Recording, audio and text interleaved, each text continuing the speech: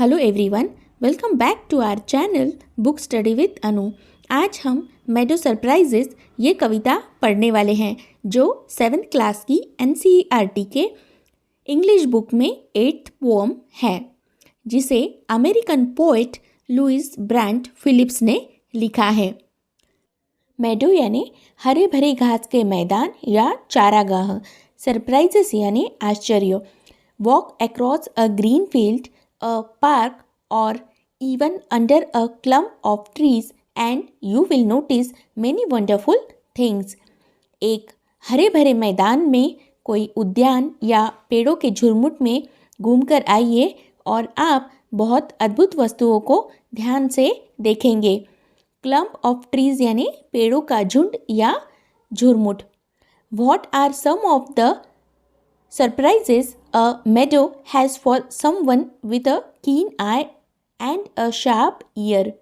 Keen eye यानी तीक्ष्ण आँख और sharp ear यानी तेज कान। तीक्ष्ण आँखों वाले और तेज कानों वाले किसी व्यक्ति के लिए घास के मैदान में क्या आश्चर्य हो सकते हैं? इस सवाल का जवाब ढूंढने के लिए आपको ये कविता पढ़नी होगी। तो चलिए कविता पढ़ना शुरू करते हैं। Meadows have surprises. You can find them if you look. Find यानी ढूंढना या खोजना, look यानी देखना। हरे भरे घास के मैदान आश्चर्यचकित करते हैं। अगर आप उनको देखें तो उनमें यह आप खोज सकते हैं। Walk softly through the velvet grass and listen by the brook. Softly यानी धीरे धीरे, वेलवेट ग्रास यानी मखमली घास, ब्रुक यानी पानी की छोटी जलधारा। आप मखमली घास पर धीरे धीरे चलिए और पानी की छोटी जलधारा के संगीत को ध्यान से सुने। You may see a butterfly rest upon a buttercup. Meadows में आप एक तितली देख सकते हैं जो कि प्याले नुमा चमकीले पीले फूलों वाले पौधों पर आराम से बैठी है। बटरफ्लाई यानी तितली, बटरकप यानी एक जंगली पौधा जिसमें प्याले नुमा चमकीले पीले छोटे छोटे फूल खिलते हैं। And unfold its drinking straws to sip the nectar up. Unfold यानी निकालना, स्ट्रॉज यानी पतली सी पाइप, सिप यानी पीना, नेक्टर यानी मकरंद या फूल का रस।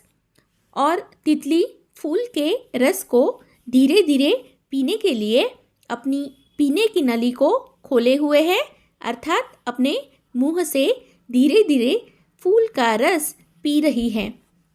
यू में square a rabbit who is sitting very still. Square यानी डरा देना, स्टिल यानी शांत। आप एक खरगोश को डरा सकते हैं जो कि वहाँ पर शांत बैठा है। दो at first you may not see him. When he hops, you will. दो यानी हालांकि, hops यानी उछलना या कूदना। हालांकि पहली बार आप उसे नहीं देख पाएंगे, मगर जब वह उछलेगा या कूदेगा तब आप उसे देख सकते हैं। Dandelion whose fuzzy head was golden days ago. Dandelion यानी सिंह पर्णी या चमकीले पीले फूलों वाला एक छोटा जंगली पौधा। आप यहाँ पर उसकी इमेज देख सकते हैं। फ्यूजी यानी बिखरे हुए। जब आप घास के मैदान में जाओगे तब आप डैंडेलियन के पौधे को देख सकते हैं जिसकी पत्तियाँ बिखरी हुई है। Has turn to airy parachutes that flutter when you blow. Airy parachutes यानी हवाई छतरी, फ्लटर यानी फड़फड़ाना, ब्लो यानी फूंक मारना। डैंडेलियन पहले सुनहरे रंग का था जो अब एक हवाई छतरी के रूप में बदल चुका है और उसकी पत्तियाँ लहराती है जब हम उसे फूंक मारते हैं। Explore the meadow houses, the burrows in the ground. आप उन घरों को खोजिए जो घास के मैदानों में बने हुए हैं। ज़मीन में बने बिल को भी आप देख सकते हैं। एक्सप्लोर यानी खोजना, बरोज यानी bill. A nest beneath tall grasses, the ants amazing mound. Beneath यानी नीचे, tall grasses यानी लंबी घास, ant यानी चींटी, amazing यानी आश्चर्यजनक, mound यानी मिट्टी का टीला जो चींटियाँ बनाती है. जब आप घास के मैदान में जाएंगे तब आप लंबे घास के नीचे बनाए घोंसलों को भी देख सकते हैं. वहाँ आप मिट्टी का टीला जो चींटियाँ बनाती हैं वो भी आप देख सकते हैं. ओह, meadows have surprises and many things to tell. Tell यानी बताना. घास के जो मैदान होते हैं वहाँ आश्चर्यचकित करने वाली बहुत सारी चीज़ें होती है और इन आश्चर्यों के बारे में कहने लायक बहुत सारी बातें हैं. You may discover this yourself if you look and listen well. Discover यानी खोजना या ढूंढना, listen यानी सुनना. आप स्वयं इन्हें खोज सकते हैं अगर आप इन्हें ध्यान से सुने और देखें. चलिए अब हम इस कविता में यूज़ किए गए पोएटिक डिवाइसेस के बारे में बात करेंगे जिसे हिंदी में अलंकार भी कहा जाता है.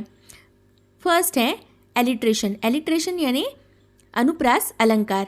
It is the occurrence of the same sound at the beginning of adjacent और क्लोजली कनेक्टेड वर्ड्स.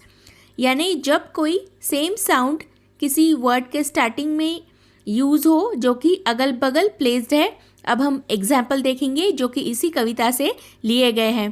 फर्स्ट है and many things to tell.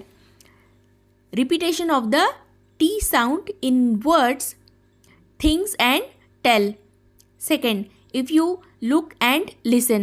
Repetition of L sound in look and listen. Third, walk softly through the velvet grass.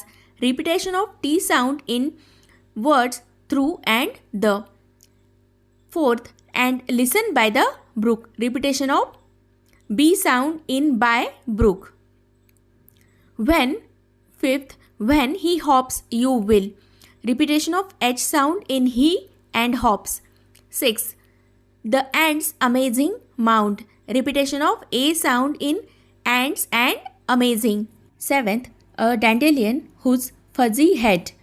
Repetition of H sound in whose and head. हमारा second poetic device है metaphor. Metaphor यानी रूपक अलंकार. Metaphor is a comparison between two things that are otherwise unrelated. जब comparison होता है दो अलग अलग चीज़ों के बीच बिना एज या लाइक यूज़ किए तो वो क्या है? रूपक अलंकार. Example, first, walk softly through the velvet grass. Here the poet is comparing the grass to that of velvet. तो यहाँ कंपैरिजन हुआ है वेलवेट और ग्रास के बीच में. Second, and unfolding it's drinking straws. The butterflies do not carry drinking straws with them. The line merely means that the butterflies are unfolding its sucking tube which looks like a drinking straw. यहाँ comparison हुआ है straw और sucking tube के बीच में. Third, a dandelion has turned into airy parachutes. The line doesn't mean that the dandelion has turned into parachutes literally, but it has turned to something like a parachute which is capable of moving slowly in the air. तो इस तरह से यहाँ comparison हुआ है dandelion और parachute के बीच में.